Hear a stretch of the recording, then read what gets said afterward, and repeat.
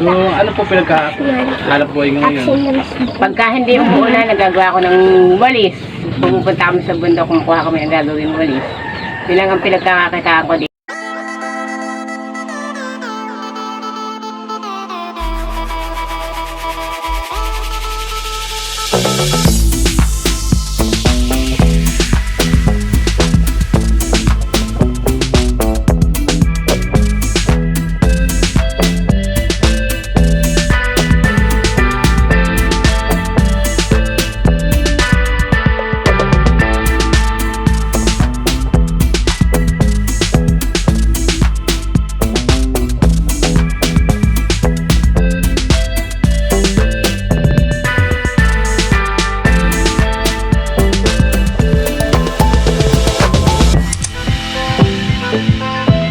It's me again, pobre vlogger, Jeffrey de Salisa. So ito naman tayo mga kapobre. So may pagbibigyan naman po tayong mga damit sa laylayan o tatawagin ng housing. So nakita ko po kanina nasa isang kubo lang po sila, malaking pamilya po sila. So ang anak po niya ay tigna sa mga 8 o 9. Tapos marami po mga marami magbigay tayo ng mga damit doon para kahit paano makakatulong sa kanilang pangangailangan pang araw-araw, lalo sa mga damit. Ayusin na po natin, tapos mamaya lalakad na po tayo para dalhin po sa kanilang bahay. Pasyalan po natin siya, sana nandoon po para kahit paano imabot natin ng personal at medyo may kalayuan din po yung bahay nila. So ayan po, so magaganda pa po itong mga pantalon, magaganda pa po ito yung pwedeng gamitin ng mga anak niya. So ito po pala ay galing po sa ating sponsor.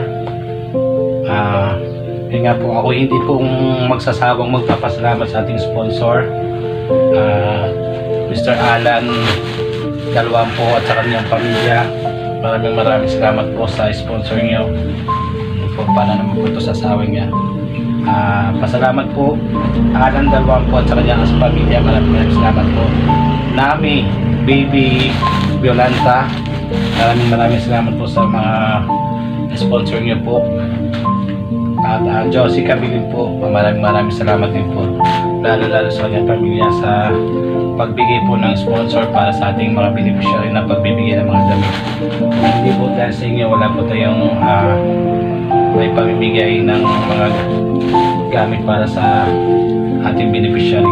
So malaking tulong na rin po to sa akin at sa ating mga mamamayan na maabot po sa kanila itong mga damit at pantalon, mga pwedeng mapakinabangan nila. So ito guys, ready na po tayo guys. Lalakad na tayo.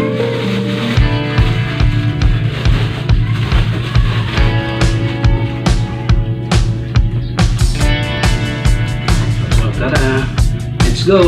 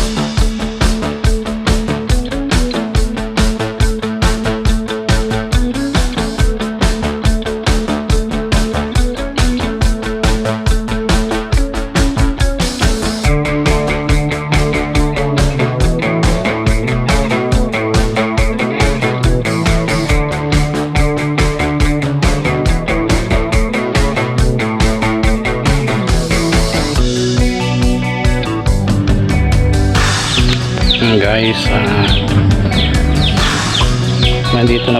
nandito na po tayo sa bahay nila. So ayan po guys, mga kapobre. So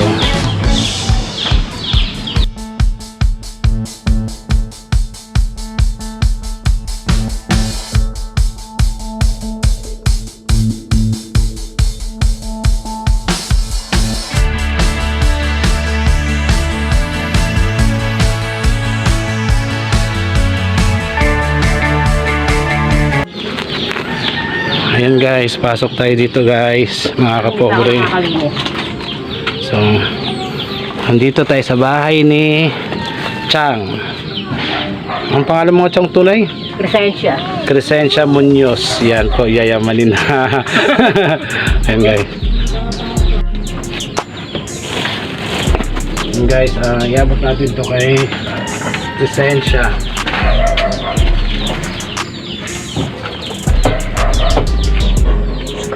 Ilan po kayo dito? 5, 6 na lang. 6 na lang. Ilan po anak niyo? 7. Ito. Tapos yung kambal, sino yung kambal? Nasa yung kambal? Ayun. Ito yung isa, yung babae. Dito ka na. Eh mga kapobre, ito po yung kambal. Halika dito. Pasok ka dito. Mahihain talaga. Ano lang mga kapobre, iaabot lang po natin itong mga pantalon. Ito po ay galing po sa ating sponsor, Alan. Dalawang po ay family. Kay Josie Cabilin at saka kay Nami Violenta. Maraming salamat po. Ito na po yung mga sponsor nyo po na ipamahagi natin po sa kanila. Ito mo daw.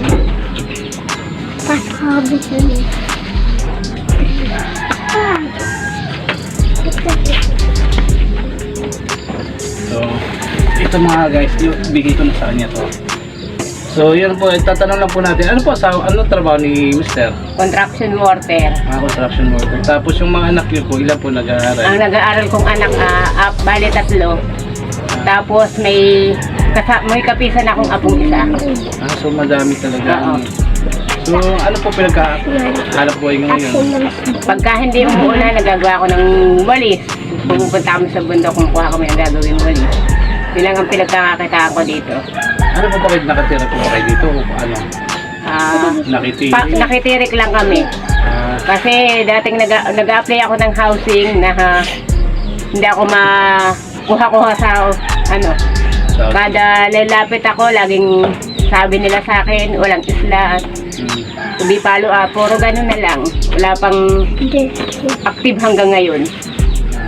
Yung mga kapobeso, napakahirap po ng buhay nila dito. Nakikita na po, siya po ay nag-apply po sa housing para po magkaroon po. So hanggang ngayon po is talagang hindi pa po talaga siya nabigyan, hindi pa siguro niya oras. Pero nag-apply na kayo. Oo. Ayun. Pero ang ano nila sa akin, wala talagang slot. Sana po sana mabigyan siya ng slot ng ating LGU Tanay para kahit papaano magkaroon po ng magandang bahay at pamumuhay dahil mahirap po dito. Actually sa tabi po sila ng ilog. So, Ang Sapa. Sa Sapa. Malaki ba Sapa nung nakaraan? Nung mulan talagang malaki. Ayun. So medyo mahirap din po sitwasyon nila kasi napaka laki din po ng tubig nung bumagyong Enteng. So saka yung ano po nila medyo mahirap yung status na pamumuhay. Ayun nga po, kung sino naman po may mga mabubuting puso pa rin po na gusto magbigay at tumulong sa pamilya ni Crescencia Munoz, ay maaari po kayong pumunta dito o pasyalan siya para mabigyan po ng kunting tulong, pinansyal, mga inkan, mga food para po sa kanyang pamilya kasi may maliliit pa po siya mga anak, may kambal po siya, isang babae, isang lalaki, at saka may mga maliliit na apo at saka mga anak po. So sa ngayon po is pa sideline lang po siya, talagang kayod kalabaw po ang ginagawa niya para lang po may papakain at makaraos po pang araw-araw. So ma'am, baka may sasabi po kayo sa ating sponsor dito sa mga Hingi po ako ng tulong na sana po matulungan niyo ako kahit yung sa pag-apply lang po ng unit, kung po pwede.